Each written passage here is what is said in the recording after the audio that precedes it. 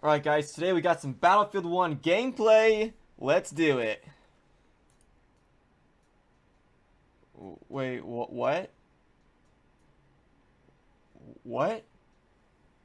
What? But why?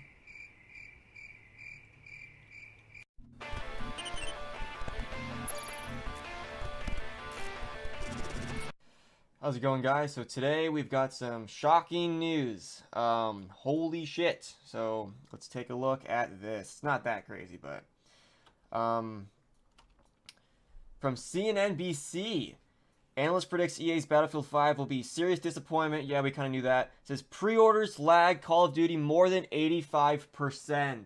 Holy shit. Well, I knew you guys were pissed, but I didn't think you were this pissed. So then it kind of just goes on and says generally they're about 20% behind Call of Duty. Battlefield is behind Call of Duty about 20%. I'm not going to go too in depth with this article. There are a lot of other YouTubers out there that do that. 85%.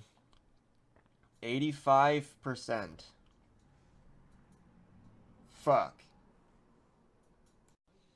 So the beginning of this video is to kind of reflect on that I think whoever gets Battlefield 5 are going to be stuck in empty lobbies from the get-go, especially on PC. So there, you guys fucking stabbed EA right in the heart on this one. So I would say that it is safe to say that EA and DICE or whoever gets the picture. So holy shit, power to the people. I can, that's all I can say about that. You guys, I would say you guys won the war. Well, not yet. We have to see what EA does with their next games. But so far it looks like you guys are kicking their ass. So the second part to this video is I wanted to go over another article that I found online. In a previous video, I kind of showed you guys another article of a really dumb journalist that I kind of ripped apart his article, his or her article.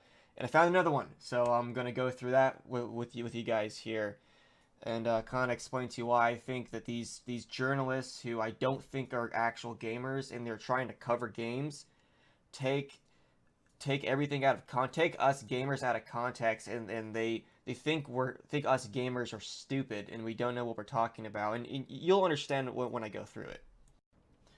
So this article is by The Verge, and the journalist is Megan Farakmanish, whatever. So, holy shit. It's laughable to think that any modern video game based on war is historically accurate. Okay. You obviously have never played a game before. They have games on Steam that are literally down to the last blade of grass. They make their games to be historically accurate. There are plenty of them out there.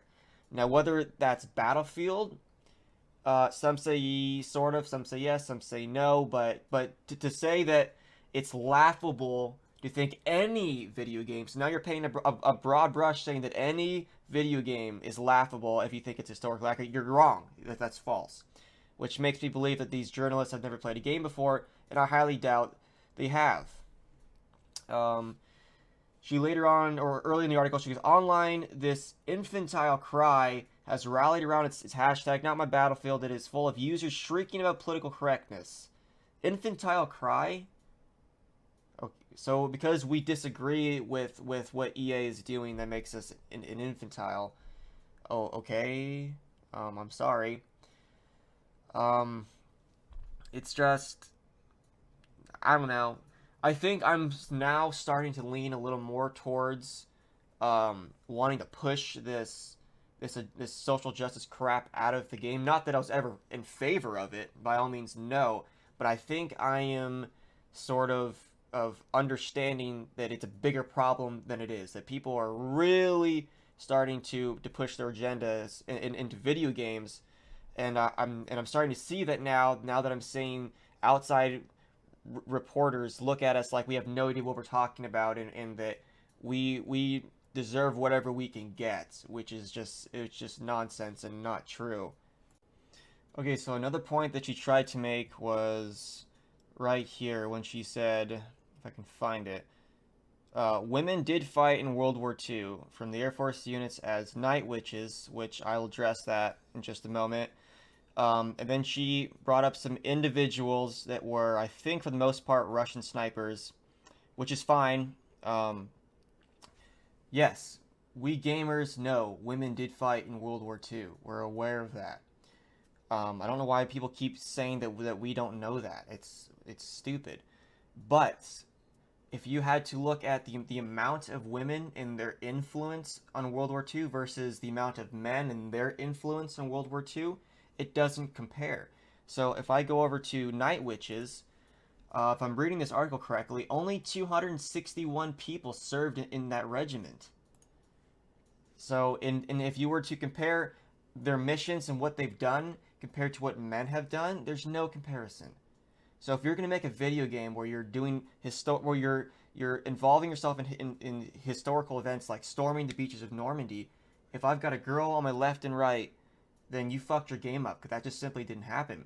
Now, if you wanted to make a video game specifically covering the events that women did take place in your game or take place in World War II, then perfect. But I don't think Battlefield 5 is doing that. I think they're trying to cover World War II as a part of history. And if you're going to have this much influence, or not influence, if you're gonna have women present this often, it just puts a spin on World War II and kind of represents it as how women were really more involved than they actually were. So, and I maybe I'm not articulating myself properly, but I'll try and kind of give you an example right here.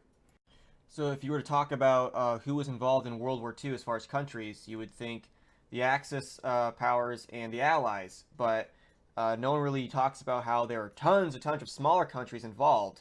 So I can show you here.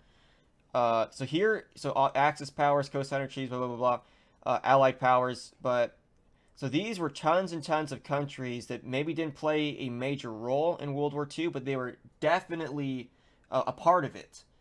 So you got Ireland, Portugal, Spain, countries that remained nominally neutral. So you can see this is just a very, very small bit. But up here, all of these countries were definitely attacked or influenced or had in some degree was involved in World War II. So the way I'm going to compare and contrast this is men are like the Axis powers and the Allies, and women were like these smaller countries that no one really talks about because they didn't play a major role in World War II, or at least not as big of a role. So if you wanted to talk about World War II, you would talk about the Axis powers and you would talk about the Allies. But you had to write some intricate, hardcore essay about it. Of course, you would include all these smaller countries and whatnot. And same thing to do with women fighting in World War II. If I had to write an essay and turn it into a professor, of course I would include segments of how women fought in World War II because they did. So when these journalists try to act like that we don't think that this was a war fought with women, and that how they can bring up these individual women or women who fought in World War II, and therefore that they should be throughout the entire game. It's a poor argument. It doesn't really make sense. These journalists are misrepresenting what we know of history. They're dumbing us down a lot, which is a little bit insulting, but whatever. So I just wanted to kind of bring that up to you that I am because I keep seeing more and more of this. I'm starting to favor the side of we need to push this SJW shit out of our games because I think it is creating a negative influence on the gaming community. The Courting did his last reply towards Angry Joe, and he made a good point, which now I can't fucking remember it. Oh yeah, we play video games to get away from that shit, to get away from the politics, to get away from the diversity, to relax, and it's such a good point. And now, and because he said that, I've kind of realized, okay, yeah, he's right. Not that I'm siding with him or on Angry Joe or whatever. I'm not picking sides. I'm just saying that was a good point. That I agree. I think it's time we push this shit out of gaming. So, anyways, I just wanted to bring that up to you. To kind of go back on the first half of this video, I think Battlefield 5 is going to be fucking dead, which sucks, because Battlefield 1's pretty dead. But in all honesty, Battlefield 1 isn't that dead on PC. If you look hard enough, you can find a game like Conquest and whatnot. It's a lot easier in console, but on PC it's gonna fucking blow.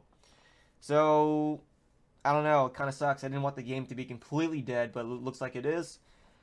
But anyways, I'm gonna try and stop covering this drama bullshit and kind of go more towards gaming content. But there's nothing else to fucking play right now because everyone else has already covered everything.